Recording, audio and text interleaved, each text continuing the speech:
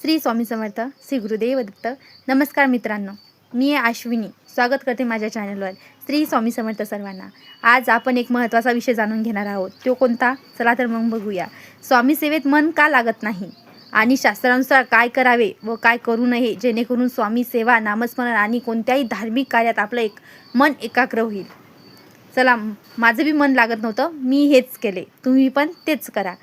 अनेक भक्तांची तक्रार असते की पूजा करायला बसलो की मन दुसरीकडे जाते. तसे प्रत्येकाचं होते. मन आपण संसारिक व्यक्ती आहोत, आपलं मन दुसरीकडे जातेच. तर ते मन स्थिर करण्यासाठी आपण काय करू शकतो? भगवान श्रीकृष्ण सांगतात की मन हे अत्यंत चंचल आहे, ते वारंवार भरकटतं, पण सराव आणि वैराग्याने ते स्थिर करता येतं. काय करावे, काय करू नये ते बघूया आपण. आता काय करावे ते बघूया.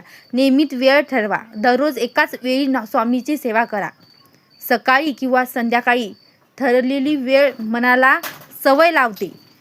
दुसऱ्यांदा आपण काय करू शकतो? नामस्मरण करा. श्री स्वामी समर्थ हा मंत्र मनापासून जपा.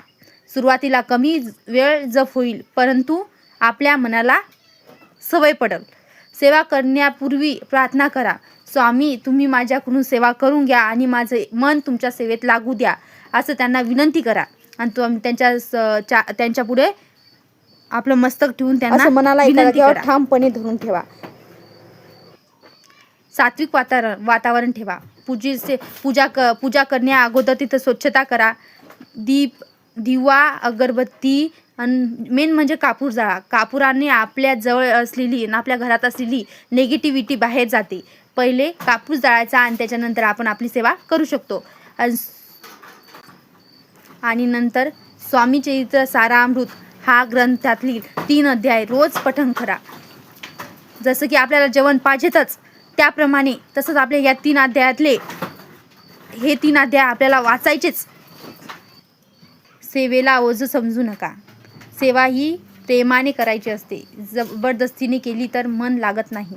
जेव्हा आपले मन एकाच ठिकाणी, म्हणजे एकाच टायमावरती सेवा करायची आपल्याला, की नाही या टायमाला माझी सेवा झालीच पाहिजे. जसं करून आपण जेवणाचा टाईम ठरवतो, नाही या टायमाला माझं जेवण झालंच पाहिजे, तसंच तुम्ही स्वामी सेवा करतानीचा वेळ ठरवा. नकारात्मकता विचारांना महत्त्व देऊ नका. सेवेत मन भटकले तर त्या निराश होऊ नका. पुन्हा आपले मन स्वामीकडे करा. स्वामी आपल्याला समजून घेतील आणि तेच तर आपल्याला समजून घेणार, कारण की त्यांना माहिती की आपण संसारिक व्यक्तीच आहोत. राग आणि मीपणा सोडा. अहंकार टाळा. सांगते की हे दोष मनाची शांतता हिरावून येतात. आणि खरंच मीपणा सोडा. स्वामी म्हणतात मीपणा सोडा.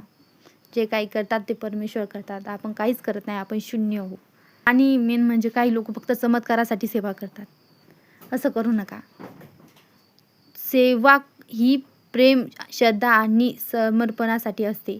हां, चमत्कार होतील पण तुमच्या आयुष्यात, पण तुमचं मन खूप खूप खूप पवित्र लागणार आहे.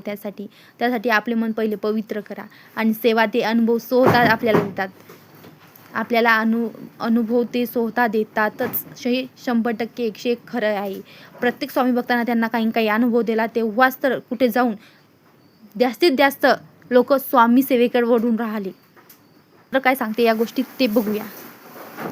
संत आणि शास्त्र सांगते की भक्तामध्ये सातत्य सर्वात महत्त्वाचे असते. म्हणजे भक्ती आपण जेव्हा करतो, समजा कोणची बी सेवा करतो, समजा नित्यसेवेसारखं. नित्यसेवा, सातत्य म्हणजे नित्य राहा. तुम्ही स्वामीच्या सेवेत रोज सातत्य ठेवा. एक दिवस खूप सेवा करून नंतर अनेक दिवस सोडल्यापेक्षा रोज थोडी थोडी सेवा करणे अधिक श्रेष्ठ आहे. स्वामी समर्थ महाराजांनी देखील भक्तांना श्रद्धा आणि नामस्मरण यांचे महत्त्व सांगितले आहे. भक्तांनो, जर स्वामी सेवेत मन लागत नसेल तर घाबरू नका. हा अनेक भक्तांचा अनुभव असतो. नियमित नामस्मरण, सातत्य जीवन आणि स्वामीवर दृढ विश्वास यामुळे हळूहळू मन सेवेत रमू लागतं. लक्षात ठेवा, मन लागल्यावर सेवा करायची नसते, तर सेवा करत राहिल्यावर मन लागते. श्री स्वामी समर्थ. श्री स्वामी समर्थ सर्वांना. व्हिडिओ आवडला असेल तर लाईक करा, शेअर करा आणि आपल्या श्री स्वामी समर्थ चॅनलला सबस्क्राईब करा. कमेंट नक्की करा. श्री स्वामी लिहायला विसरू नका. धन्यवाद. श्री स्वामी समर्थ.